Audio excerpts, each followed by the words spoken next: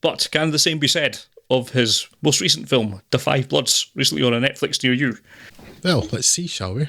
So Spike Lee's latest is Da 5 Bloods, a mere month old as we record, and was originally set to be an Oliver Stone-directed film, though seemingly he decided he'd probably made enough Vietnam films. And so the original script was extensively written by Lee and Chirac and Black Klansman writer Kevin Wilmot. This, I think, turned out to be a good thing, as Da 5 Bloods delivers a take on the Vietnam genre that is rare, if not entirely non-existent, and therefore utterly necessary. The black perspective. Racial issues have often featured, certainly, and there is often an undercurrent of tension in the disproportionate ethnic makeup of the US Army, particularly in the Vietnam era. But there's also usually a Martin Sheen, or a Charlie Sheen, or a Matthew Modine, or a Robin Williams, or a Tommy Lee Jones around to sort things out and take the starring role. And often a Charlie Sheen again, because Hot Shots counts, right? Da 5 Bloods, though, entirely concerns the members of a black squad, with the only white soldiers being a soon-to-be-demised door gunner and helicopter pilot. In characteristically subtle Spike Lee style, the film opens with archive footage of Muhammad Ali elaborating his opposition to the war, and other footage of notable black figures from the time, as well as some clips of President Fake Bone Spurs, lest you be in any doubt about Lee's feelings about that particular waste of skin and oxygen. Whether this is scene setting or a brief history lesson for a non-white audience, it seems to set up the politics of Da 5 Bloods in no uncertain terms, which is a bit weird in the end, as the film largely becomes the treasure of the Saigon Madre. Okay, that's a little unfair, but only a little. Lee, noted film student that he is, lets his enthusiasm for the medium shine through so much in his references that at times Da 5 Bloods feels like he couldn't decide exactly which film he wanted to make, so he made all of them. The 5 Bloods of the title are 5 Vietnam veterans: Delroy Lindo's Paul, Clark Peters' Otis, Norm Lewis's Eddie, and Isaiah Whitlock Jr.'s Melvin, who we meet in Saigon, now Ho Chi Minh City, having returned to the country to find and repatriate the remains of the 5th Blood, Chadwick Boseman's Storm and Norman. That he was buried by the squad close to where they also buried several $1 million of gold bullion, intended as payment to the Lahu people and aboard a downed US plane, is purely coincidence. While the former squad mates haven't seen much of each other in years, they have a clear chemistry based on mutual experience and affection, sold absolutely by the excellent central cast, but from the earliest moments we see that Paul has issues. He's afflicted by PTSD and annoying guilt, the reason for which we'll find out later, but he's also a racist, immigrant-decrying, fake Bone Spurs voting, MAGA hat-wearing dick. That's a literal MAGA hat, by the way. He's also the most interesting character in the film, and it's impressive work by Lee and Wilmot to make him so sympathetic and yet so resisting of sympathy or affection. Spike Lee really does like his protagonist to be complex. That is, of course, aided by a stellar performance by Delroy Lindo, the film's standout. Expect next year the award ceremonies to once again prove how wrong they are not to give him all the awards. Yeah. As the Bloods head into the Vietnamese jungle, we occasionally slip into flashbacks. Shot on 16mm film, something that Netflix required a lot of persuasion to allow, and in a 4:3 aspect ratio that show the squad through various experiences in the war, gradually fleshing out their beliefs and the impact of Storm and Norman's philosophies for the betterment of their people, including one very charged scene when Hanoi Hannah delivers to them the news of the assassination of Martin Luther King. We also slip into some less competent storytelling as the group, which includes, though could easily not do, Paul's son David, meets Melanie Thierry's Chekhov's landmine charity, LAM, an acronym which I assume stands for Lantern Hanging for Attention to Mines Blowing Up. Though, to be fair, there is quite a lot of tension to be felt as the squad dig at every positive bleep of their metal detector as they search for the gold. Pity that it leads towards Spike Lee's very own The Butterfly Effect moment. Though I could be persuaded this one was intentionally funny. And of course, the most dangerous unexploded mine around is probably the fast unravelling Paul. The Five Bloods is a bit too messy to be a great film, though it's certainly solid and enjoyable. But it is important given it may be the only US Vietnam film with black soldiers at the centre. Scandalous if it's true, but I certainly couldn't bring to mind any other examples by the time we recorded this. There's a lot to appreciate though, and I can't imagine the flashbacks being done any more effectively. In an anti-The Irishman approach, even if Lee does jokingly attribute this to lack of budget, the actors play themselves in flashback as they are in the present day, and the square, grainy footage recalls perfectly newscasts and home footage of the time. There's also, though I would have liked more, humanisation of the Vietnamese, including one notable scene where the audience is allowed to know what the Vietnamese soldiers are saying, rather than just being unintelligible voices. And it's really not that different from what their opponents might have said on any given day. On the downside, there are, of course, the double takes and double dolly shots, which I now fully believe are just in there because they've always been, and unnecessarily gory effect shots of Vietnamese soldier skulls exploding in firefights with the Bloods, which feel crass and out of place in a Spike Lee film. It's more of a Tarantino thing, really. Finally, while there is the Ride of the Valkyries, there's no credence, which may be a war crime, or at least a war film crime. I applaud Lee's audacity.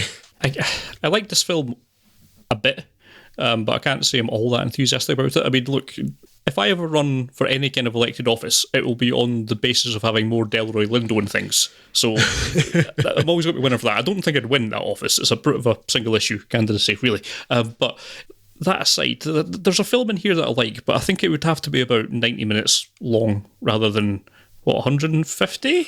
So yeah, it's about 2.5 hours. Yeah, this film feels a bit flabby and self-indulgent at points. I don't think there's any one thread running through it that I disliked, but when it's all kind of rolled together in a ball, that ball's just a bit too big to comfortably digest.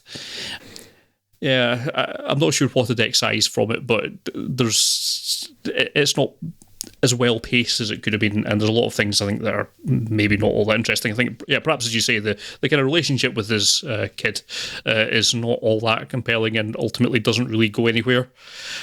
Yeah, that's perhaps something that could go. Some of the other characters are sort of fleshed out a bit, but again, ultimately something that doesn't quite go all that far, and seems in a number of instances just to be a way to get Jean Reno to show up, and so they can have an ending, so they can have that ending, which is perhaps one of the least parts of it. It would be interesting to see if Spike Lee just decided to go for some reason and do some ridiculous all-out action film like a sort of 90s era Verhoeven, doing a take on it, and that's kind of what you get in a few scenes in this, but it feels wildly out of place with the rest of the film. So yes, it's just a bit messy, which is not something I normally come to say about Spike Lee's work. It's not awful, I didn't dislike it, but it's one of his least successful films for me. There's lots of ideas in here, but the ideas don't seem to kind of hang together all that well. Curiously for me, particularly in recent podcasts, Scott, the running time didn't bother me. I didn't actually feel it, which surprised me. And I thought it was a solid film. I was entertained by it. But I don't disagree with any of your particular points. There's certainly things that could be excised. I think you could excise the character of David entirely and not notice it. Yeah. And when you say it's like there's some ideas in here, I think the problem is there were lots and lots of ideas in here, and he kept them all. Yes, yeah. So he couldn't quite decide which ones to run with and which not. And I don't know how much of that is a hangover from the original script. Yeah. Which I think was changed a lot, but I kind of get the idea that maybe they should just torn up the script. Yeah.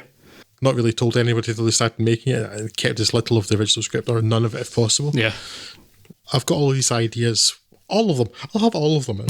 It's a bit of a muddled film, but I did find it entertaining. It is. There are some great performances. Delroy Lindo's amazing. Yes, yes.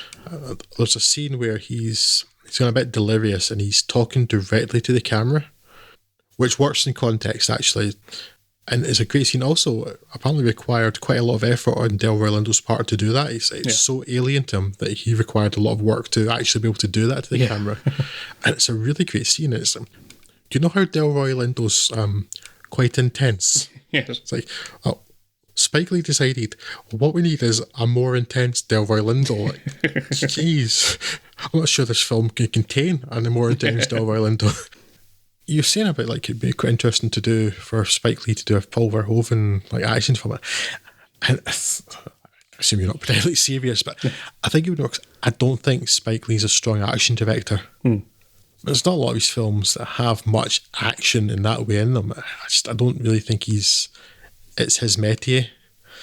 He doesn't really know what to do because a lot of the action in this, and there's not a lot of action, but it felt uncomfortable. And so really the scenes with in the flashback when they're fighting either the Viet Cong or the North Vietnamese army, and there's like heads exploding left and right.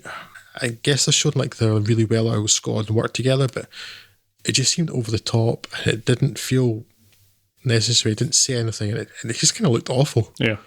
Like, if that's what you use your production budget on, not a great choice. I mean, you could have done it with a better missing arms and leg suit for your man earlier. Yeah. It would have been better. But, but like I said earlier, I mean, there are lots of racial politics in a lot of Vietnam films, but there still tend to be that the black people are to the side, or they're smaller characters. Yeah. And if it's really taken until 2020 for there to be a Vietnam War film focusing pretty much exclusively on black characters, that is, well, criminal, basically. Yeah, that's true. I don't know how that's possible. I don't know for certain that's the case because I don't know every Vietnam War film, but I tried before we began recording. I couldn't think of anything else that sprang to mind, certainly. Yeah. It's crazy. I think in those terms, though, it does suffer from being lots of other films at the same time, and I'm not joking. The story is so similar to The Treasure of the Sierra Madre, with like hints of like Three Kings and Kelly's Heroes and stuff in there as well. But it's so similar to that.